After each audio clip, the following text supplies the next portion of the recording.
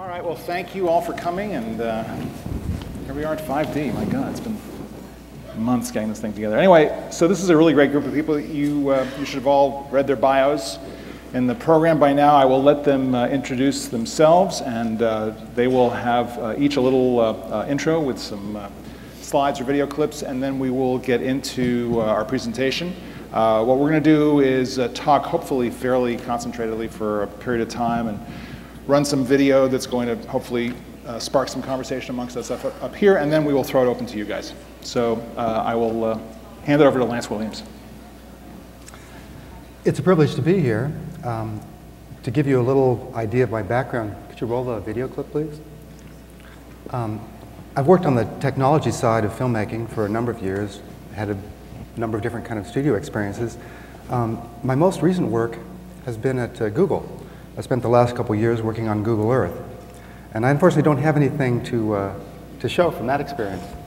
But when I was back at Disney, we were working very hard on extracting things from live action sequences and applying them to animated sequences. We tried to extend the notion of performance capture to capturing the forces of nature. So in some of the clips that have gone by, you may have seen flowing water or a surging ocean. And optical flow was extracted from those sequences, and then we could apply the same motion to a painted river or a sculpted model. In this case, the Arson Baldo speaking is Price Pethel talking to the microphone. There's only one layer here, so the face doesn't have lips, teeth, or tongue. But the kind of interesting thing from a technology standpoint is that the face was driven purely by optical flow, purely in 2 dimensions. There's no model of a head or a face or anything like that. There's a lot that can be done purely in the image domain, and it's unrestricted in the way that illustration has always been. This conference is timely and this panel is timely because we've come to a point in filmmaking and media generation where we can create very seamless illusions. And this now makes the distinction between animation, which used to be thought of purely as a pure expression of the imagination, and live action filmmaking, which is more like a recording of real or imaginary events occurring in the real world, in real scenes and situations. It's now possible to get the same degree of freedom to do a big Tex Avery take or a Chuck Jones bounce with live action materials. You can do this with textured, shaded, solid, realistic looking things. When you apply the kind of exaggerated style of animation to realistic forms, you can think of that as hyper-real reality. It's an exaggerated reality. It's a reality which extends physics and dynamics to make narrative points. This is not really a departure from conventional filmmaking.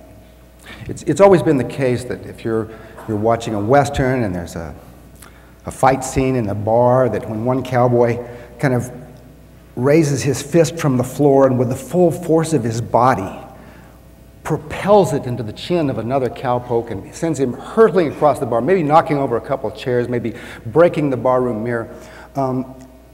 It's always been a testament to human resilience that the guy just gets up and throws another punch. Like the car tricks in Speed, you're not advised to try to do these things at home. They're exaggerated, they're not real, and in many ways, live action movies have never been about reality. But we've never had the ability to treat reality so blithely as we can now with digital technology. So the clip that's showing now is some work that we did at Disney that has been heavily mined in recent films. A lot of people are trying to extract performance from an actor and apply that performance to a character. It could be a photorealistic human character, which was kind of the goal of this work, but certainly Disney has a long history in creating other kinds of characters, and we were very alert to the possibilities of driving those characters with human performance and making the kinds of adaptations that would be necessary for narrative purposes. So I think that there have been a lot of advances in rendering human flesh since the time that this work was undertaken. But I think it's it's a tribute to the very talented crew that worked on this project that, in my view, it's unsurpassed as far as tracking and cross-mapping of motion.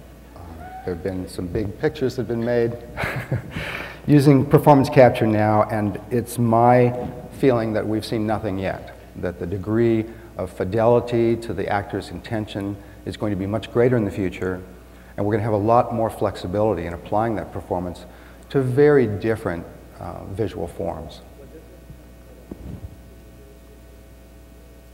So when you're dealing with reality, a lot of technology is invested in capturing details. Flaubert said that the devil is in the details, and Mies van der Rohe said God is in the details, and Henry Jenkins tells us that the muse is in the details. I think it's clear that the Lord and his dark angels all exult in detail work. And that's the concentration of the tech crew that goes to work in post and tries to achieve the filmmaker's vision in the pixels, in the tiniest nuances of shading and motion. The capability to manipulate reality on the screen has never been greater.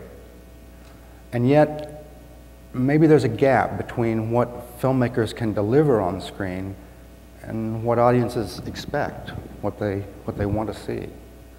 I remember reading an interview with a fellow who collected classic planes, and he had several hangars full of very valuable antique airplanes. And in the course of the interview, it emerged that he was really interested in seeing the new Pearl Harbor movie, which was just coming out. He said that, you know, he'd seen lots of films of the war, but he says that now that they can make anything do anything, I'd really like to see those planes in the air. So the audience expects this fluency. They expect to be able to see anything do anything. And they might be disappointed in the anythings that they end up doing. But certainly we've seen nothing yet in the fluency of realizing these things on the screen. So we can recreate the dead, we can make people younger, we can do all kinds of things which would be extremely valuable if they could be executed in physical reality. But you know, all the imagination can't come from the filmmakers and from the technicians that realize those visions on the screen.